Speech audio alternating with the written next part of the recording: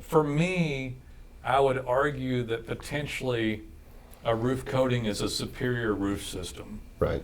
if proper roof systems are used. And that basically means that somebody quality and skilled does this thing and pays attention to basic methods like a pull test to test if it will adhere to this current roof that the proper underlayment's put in. You can go so far as to do a full fabric underlayment, Right. which kind of mimics a single ply that now doesn't have a seam in it. Yeah. It's like Yeah. a single ply that you build in place, Yeah, and it's a seamless expanse all the way from one end to the other. Now, except where you're, it's Vents great. and stuff It's like that. great stuff. I mean, it's Yeah. fantastic. Now all of a sudden, if you would pay more money for that fabric underlayment, but now you don't have a seam. Hey there, guys. It's Nolan and Jason here for Roofers Guild. Howdy.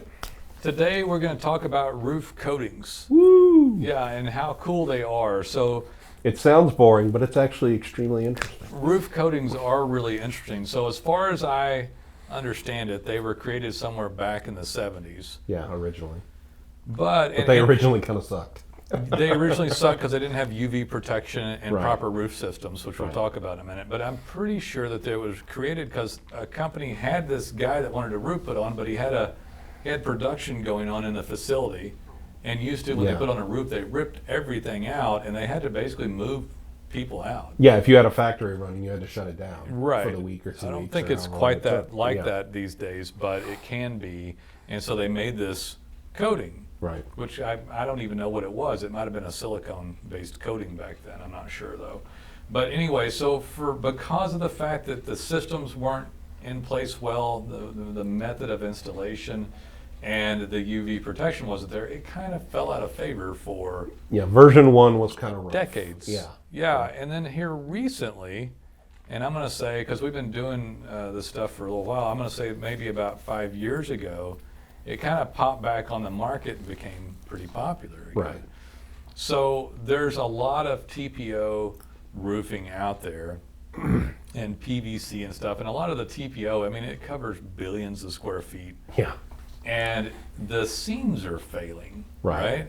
And so but otherwise, there's this perfectly good substrate up there. Yeah, you got a perfectly good structure, and the top coating is with the natural breathing and seasons, it starts to pull apart. It and- pulled apart faster than it was supposed to. Yeah.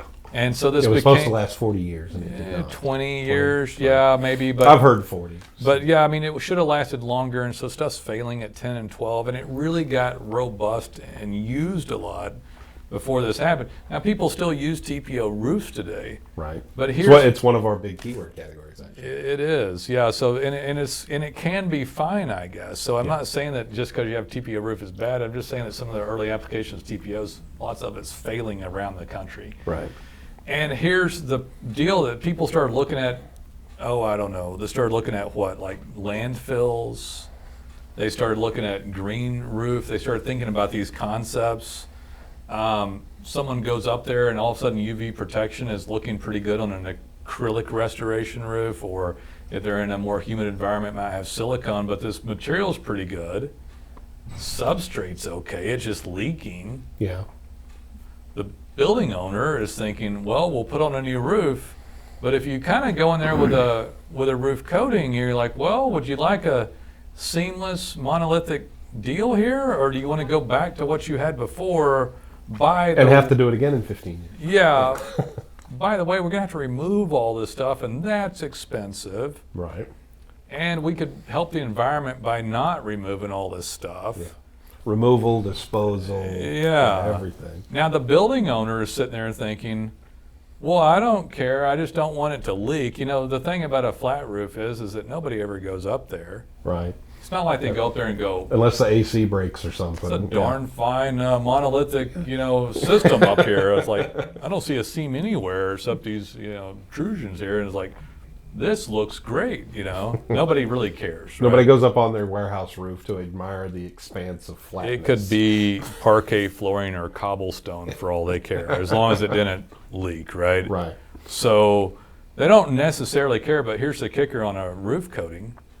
Well, man, it can cost like 20, 30%. My apologies. Yeah. It can cost like 20, 30% less, maybe more, depending yeah, on maybe it. It just even- depends on yeah. how much work there is to do to prepare the existing substrate. Right. So all of a sudden, so for me, I would argue that potentially a roof coating is a superior roof system Right. if proper roof systems are used. And that basically means that somebody quality and skilled does this thing and pays attention to basic methods like a pull test to test if it will adhere to this current roof that the proper underlayment's put in. You can go so far as to do a full fabric underlayment, Right. which kind of mimics a single ply that now doesn't have a seam in it. Yeah. It's like a single ply that you build in place, Yeah. and it's a seamless expanse all the way from one end to the other. Now, except where you're, you know.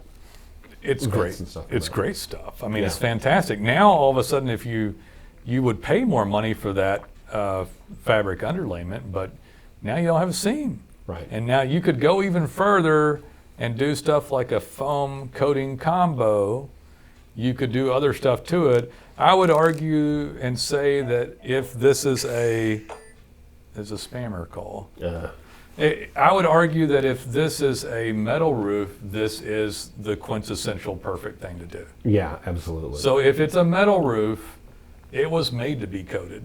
Right. And at that point in time is superior to the original metal roof because you have fasteners drilled down everywhere. And Every fastener is a leak point, potentially. so what happens with those is they do expand and contract. Right. And water gets in there and freezes.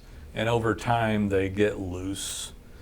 They get bigger and, yeah. Yeah, you could go in and redo with larger fasteners and have somebody do a really intricate job on that. But if you're doing a roof coating, you come and glob it with a special type of caulk and get all that done. And then you do your pre-spray and then you have this perfect roof system Right. that's done over metal. And We've seen like satellite type pictures of these where you go from this old looking building that's like half covered in rust. Rusted. And then when it's done, it's just this beautiful white seamless expanse. Yep.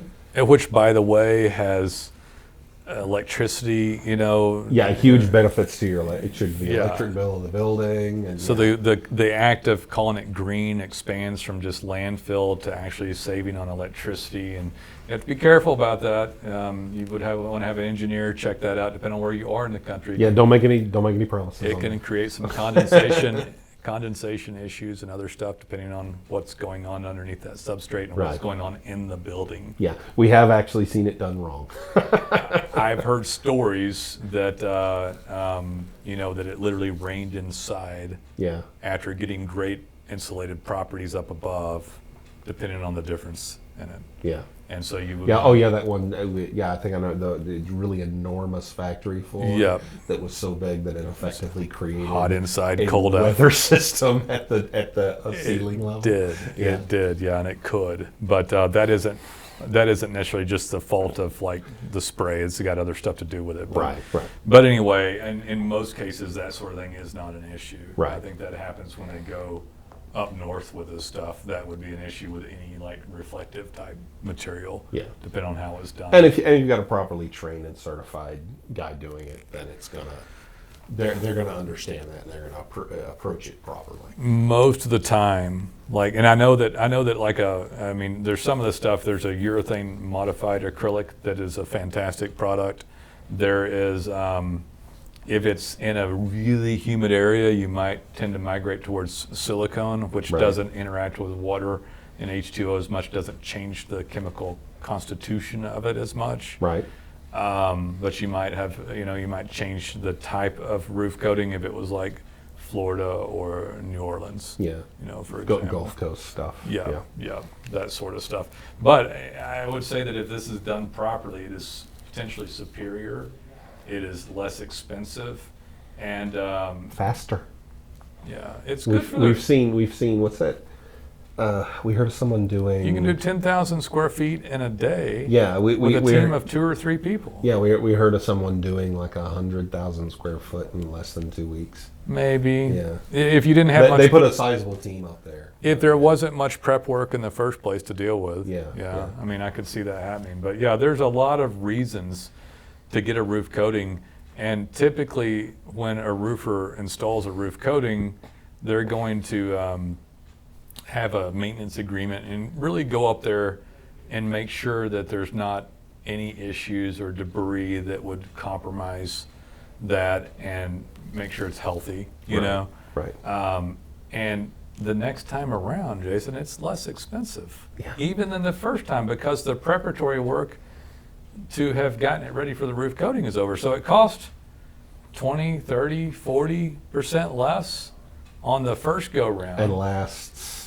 10, 12, you know, there are some of these systems that will claim to go 20 years, but in reality, as of today, some of those require a recoating. So there's some, depending on the material that's used, it might require a recoating to get a 20-year warranty out of it.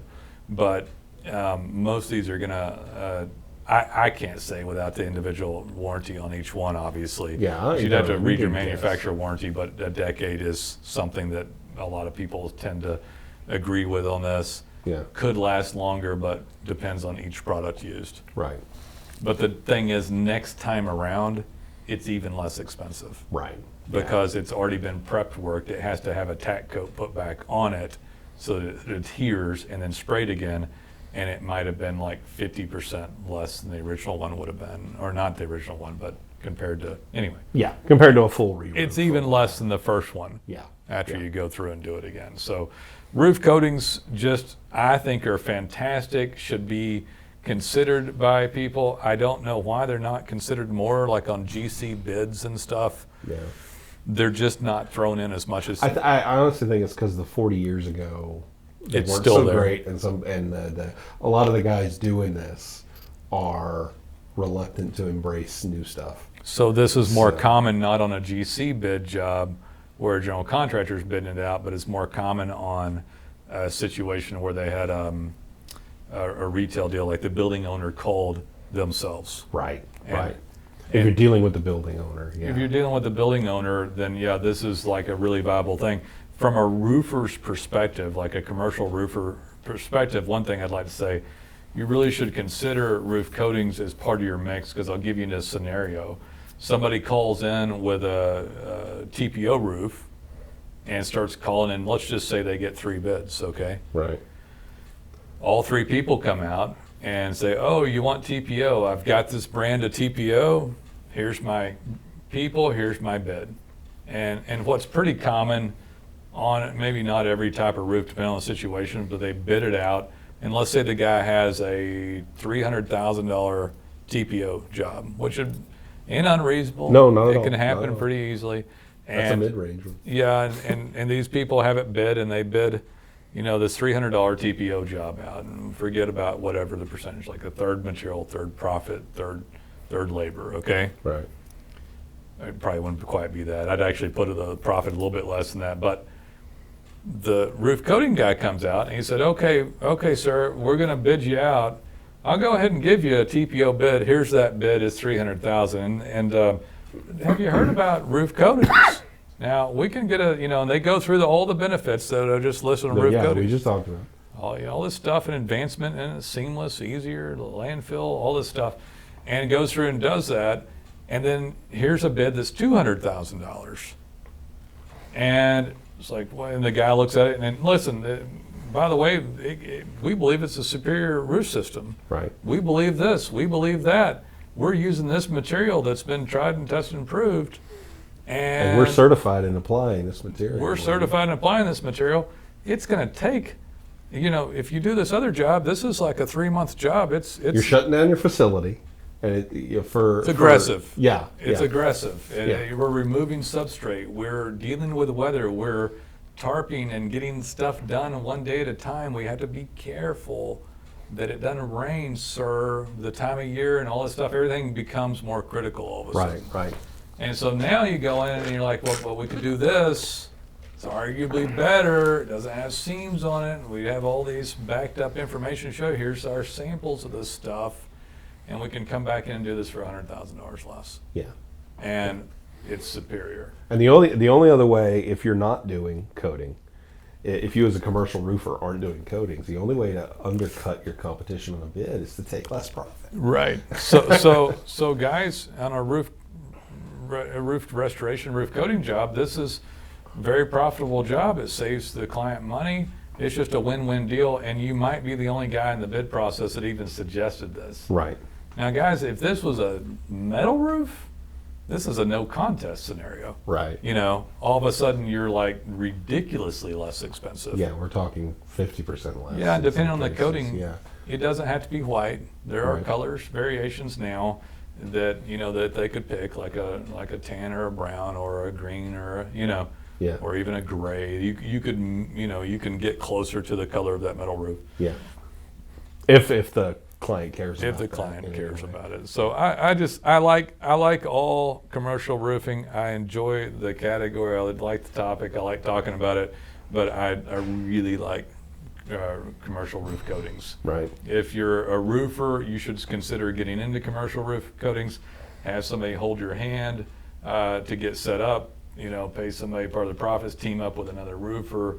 If you are a building owner, get somebody skilled at doing this that uses quality materials and the proper systems, and you can have an absolute fantastic roof put on. So if you're in the market for commercial roof systems, check out roof coatings. And Right on. I don't think I have anything else. You got No, anything? that's good. All right, guys. We'll see you next time. Take it easy.